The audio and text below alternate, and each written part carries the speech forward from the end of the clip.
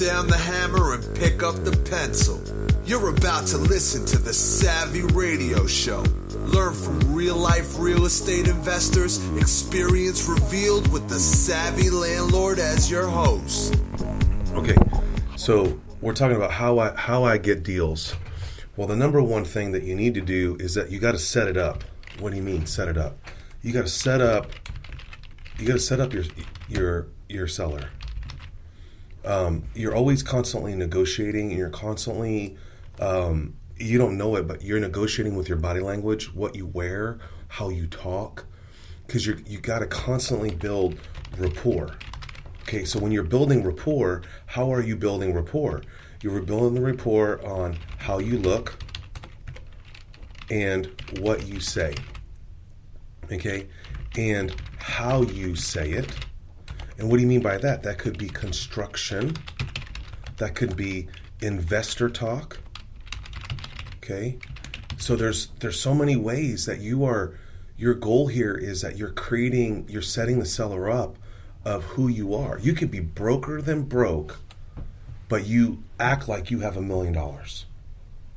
Okay, so you got to constantly be thinking. It's a state of mind on who you are at that time. When I go to a job, if I'm working with a wholesaler and I show up, guess who I am? I am the construction guy to give you pressure off of you. Because like there's different types of investors. There's investors that are hands-on. There's investors that are just return on investment. And then there's a hybrid, like we're involved and it's return on investment. And there's passive and there's active investors. So we could spend 3 hours just talking about investors. So when you got a call coming in, they already are assuming that you have money and that you can close. They don't understand why. So, to rewind all this, you've got to understand DISC, which is setting up the seller, is that you got to understand profiling. We talked, did I go through that with you before already? Okay, so you understand that. So it's the whole time is a show when you get there. You are just gathering as much information as possible. On your first visit, like you did on the phone, was awesome. You were like, you made a great offer, but then that guy changed the offer later down the line. Well, that's great. You can always offer what they want in the beginning and then peel it back when you have tangible data. Okay? So the next thing is that you build rapport, and then I can't remember, I've done this so many times, but I give them the facts.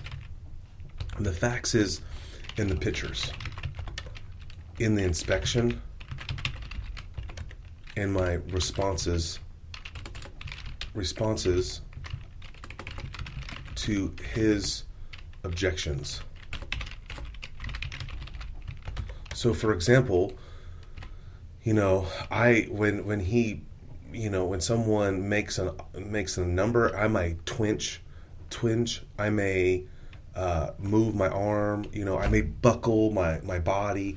That's just in responses to the facts. Okay, so let's set this up. So we met this dude. We already had a predetermined offer in our mind. It was worth our time. These are, let's just say, they're $150,000 houses, just to make it simple.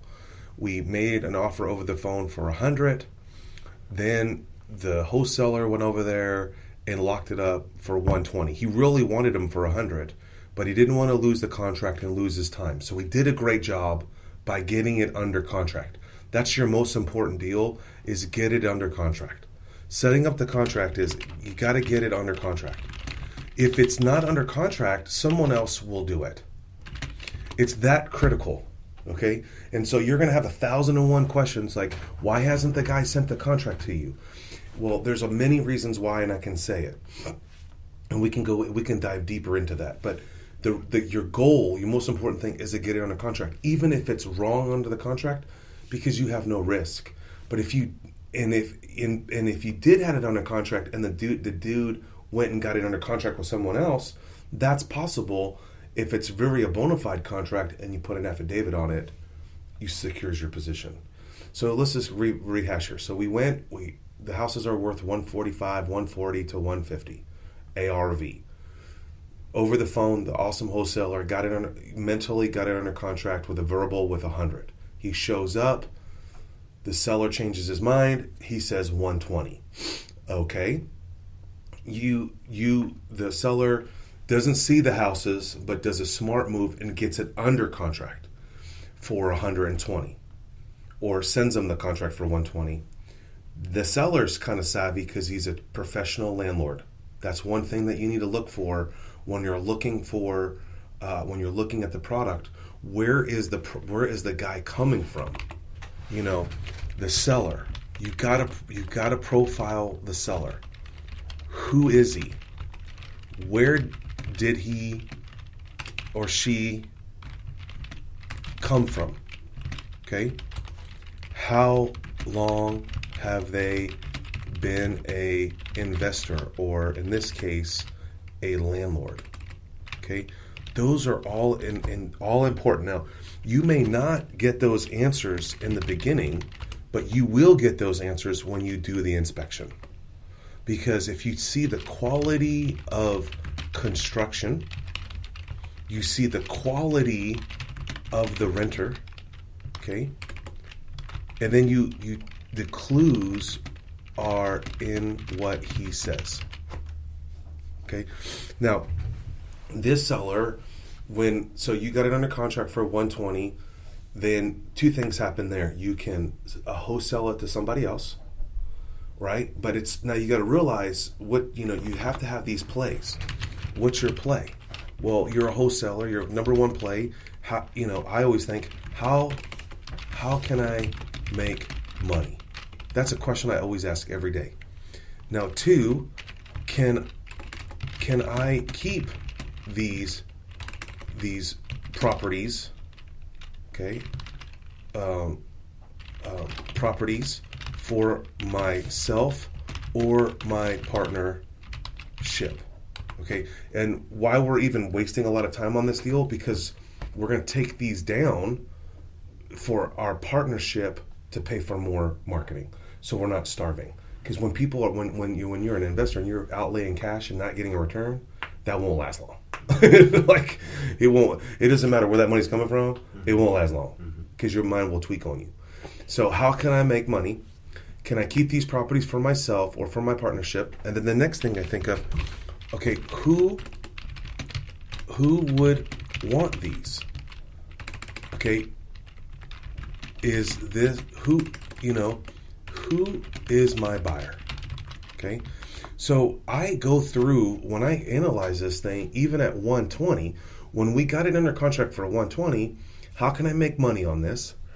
Now, the reason why we continue to pursue this contract is because there is some upside there that's 150, so there's $30,000 on the ball.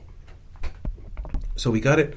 So there's room in there to pursue the property, because, and as a wholesaler, there's no room there because it's worth 145, 150, but we didn't know the condition of the property. The wholesaler got it under contract. He did his job, but he didn't see inside and he didn't get no pictures.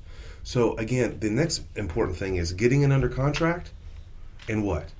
Getting photos. So importance,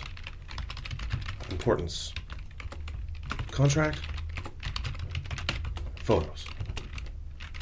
Okay. So, and then, the cost is the next important thing. We'll go into that in a second. So now you have it under contract for 120, but you don't know, as a wholesaler, you're not emotionally attached. Your goal is to make money.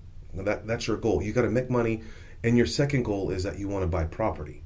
Okay, and then the third thing is, how could I sell these? Well, the reason why that I'm involved is because I could take them down at 120 because they cash flowed.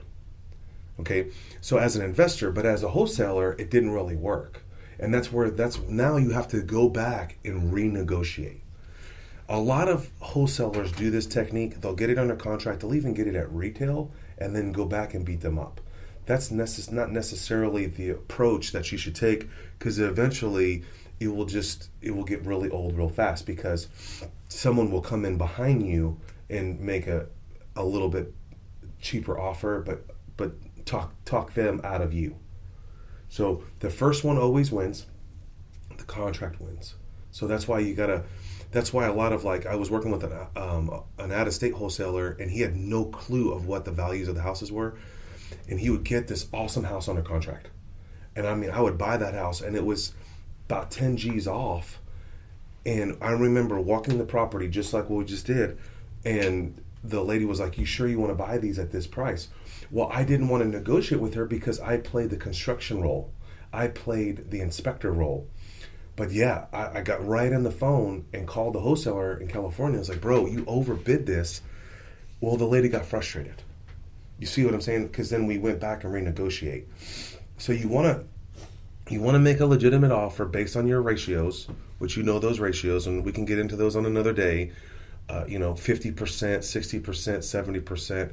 Wholesaler will buy anything. I mean, an investor will get excited over 70%. Well, you got to leave at least 10% room for you. So you kind of want to get 50% is like a home run, super duper wholesaler. 60% is cool. And remember, this is minus repairs. And so you got to guesstimate on the repairs. All right. So let's just reiterate where we're at. $150,000 worth of properties. 3 properties, $50,000 each. The market is hot. That's another scenario that you have to think about it. On your play move, how can I make money? How can I keep these properties for myself or for my partnership? Who would want these? Who is the buyer? And then the next thing that I always think about, how's the climate? Like, can people get money right now? Can I dump these fast? Because this is how this deal is going to play out. I know that you're not frustrated, but you think that the guy's hard on the 120. Okay? He can't be hard on the 120. Why? He's willing for you to drive over there for 100. Either he's straight scamless or what? Now, how do we do that? We prove to him why we're asking for another $20,000 reduction. We don't say the word $20,000 reduction. We just say these repairs. Because in his mind, it's sold. He's already emailed you the leases. He's already taken the time to show the properties. All the tenants are already insecure and scared. So the seller is way behind the 8 ball. Like, I could probably bend the dude over even harder.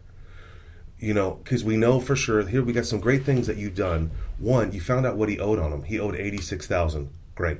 So anything above $86,000 is a blessing in this dude's world. The thing is, as a wholesaler, we know it's not easy to show. The goal for the wholesaler is to get it under contract and get it sold before closing, correct? And there's no money in your game, and you got pure profit. But as a wholesaler, how can you get it sold?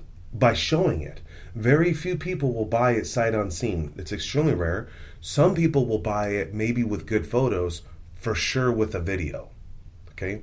Have I bought property sight unseen? Yes, it's rare, but it was such a smoking deal, I was willing to take that risk. In this case, with these houses with the foundation problems, I would almost borderline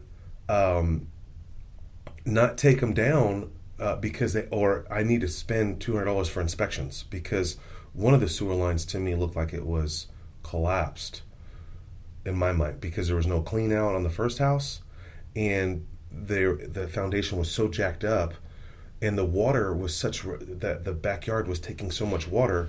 And when they built that property, they had clay pipe, so that clay pipe is probably eroded. He said he put a sewer line in, but we don't know for sure unless we run a scope down there. Why? Any idiot that runs a freaking sewer line has a clean out. So I can tell you right now, he's lying, or he's on drugs, or he got ripped off. Those are the 3 easy scenarios in my mind. Period. So that would be worth $200. Now we're putting the guy over. Now we're wasting his time even harder. So if we go back and draft a letter stating why we want to buy these properties, but here's their concerns, here's the reasons why we're not buying them. Now, I'm going to finish with this. Now, what's our plan? How can I make money? Well, as my goal is to keep the properties for myself. Now, you're going to waver between 1 and 2. how can I make money? I got to make money because I got to keep the machine working. And 2, my goal is to own 20 properties. So I got to take them down. Okay. Now, of course, creative financing is always working in my mind. But I know in this case, the guy shows up after church. He has a church tag on. He wants to dump him. I saw his eyes. I made a comment to him, and he was like, he's ready to get out. That's why I know we can get it down $20,000 less.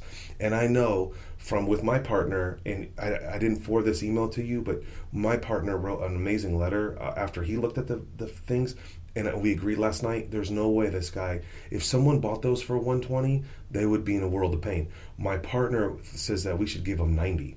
And I go, the wholesaler said yes too, but now we've already said 100. The guy's already on 120. And God only knows what he thinks it's worth. But I scared the guy because that motorcycle should not be in the property because of the oil. So I dropped, I'm a hustler. I come in there and drop certain seeds, let them marinate. But I knew one time in the hallway in one of the houses, I knew he wanted to get out. And so you got to build rapport, which you're natural at.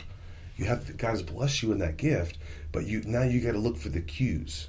Now, it's going to play out. In your mind, you think he's going to stay on a 120. That's good. In my mind, I love this game. I'm going to prove to you I'm going to get it for 100. And you're like, wow, there's $20,000 on the table. Now, after this is how is this going to play out. We always have to have in your mind, what's the end result here? And it would be, what's my exit strategies? So let's run through those first, and then which is the best one to go with, and then we'll wrap this up, and then we'll move on. Well, number 1, we can't wholesale them quickly because there's tenants in there, and the old dude won't show them again. I can tell you that right now. Unless we offer him more, which we already about to beat him up on the 20, so we can't do that. So that means we have to either take them down and cash them, and then sell them, or walk away. Now, this is what I think. I think that we write up a drafted letter, which I'm about to do, that's going to be amazing. That's going to get the dude drop his panties and say, you're right, okay? And you do that with photos. And you go line by line.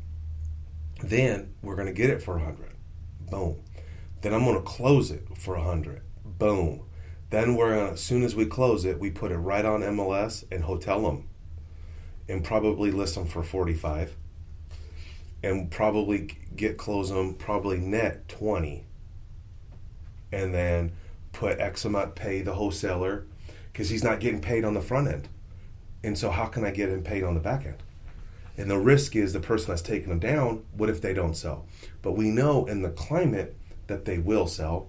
And this demographic, $50,000 houses that yield $600-700 is extremely desirable. The location is win on these properties, but the condition of the properties are bad. And here's the ultimate truth. The deal with these properties is that they're time bombs. And you missed these conversations beforehand with my partner, but that the 2 subfloors in the bathroom have to be replaced. So someone as an investor could take them down, but 2-3 years from now, you're only going to sell them for what you got in them, because they're going to need. My partner thinks that they're $5,000 to $7,000 in repairs. I told you that my costs are $3,000 to $5,000 in repairs. So logically, let's just call it even. They're both going to be $5,000 a property, right? You see what I'm saying? So there's $15,000 on the table. So this is not a smoking deal. If you think about it logically, we're going to hopefully get it under contract for, if we followed the contract, it says 120, and we add 15,000 in repairs, we're overpaying. That's why we have to justify the $100,000 offer. We lock it up for 100. If we can push that sale to another investor and let him deal with the time bomb, but if we take those down, we're going to spend that money regardless, because we'll never get our money back out. That concept is just like the East Side. The East Side is just a cash flow thing. The East Side, there's no appreciation. Those houses their appreciation is $50,000. That's ARV. And in that market, in that location, they won't increase much further. So that's why you can't get emotional. And that's why, okay. So that's how. So how can I make money in this situation? Now, I know we can probably wholesale them for around 40,000, worst case scenario. We've got to get them under contract, realistically 30,000 in the future, 90. But we've already committed to 100, and the guy, is a church man, and we don't want to jerk him around, but we're not going to budge from 100. Like, if the guy comes back with 105, you got to say no. You gotta have balls. The reason why I'm not a super duper wholesaler is because I'm always emotional. I want to buy everything. I'm being serious, because I'm trying to create wealth, right? Wholesaling does not create wealth. Name one wholesaler that's rich. 0. They're out of the game. Even one of my greatest mentors is a wholesaler, and he's not in real estate. Not anymore. But that's what he raised me up as a wholesaler, and I was buying them from him. You can't sustain wealth as wholesaling. Wholesaling is the bottom feeder of society.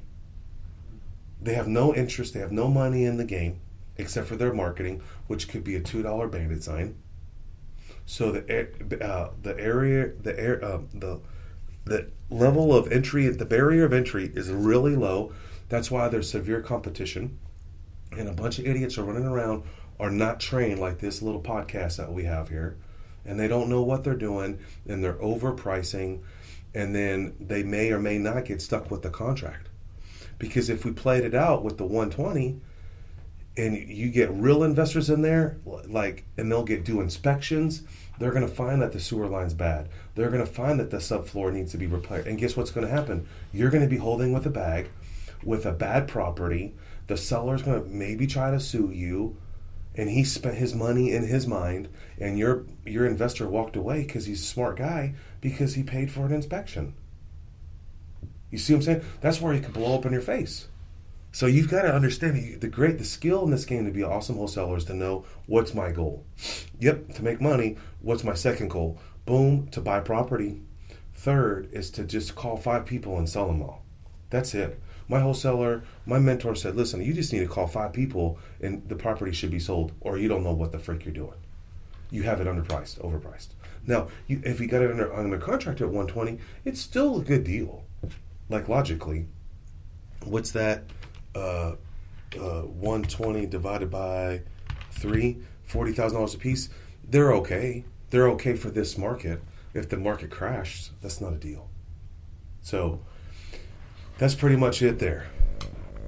Thanks for listening to the Savvy Radio Show. Glide online and listen to our other motivating episodes at savvyradioshow.com. Connect on Twitter at LandlordBook and always be buying assets.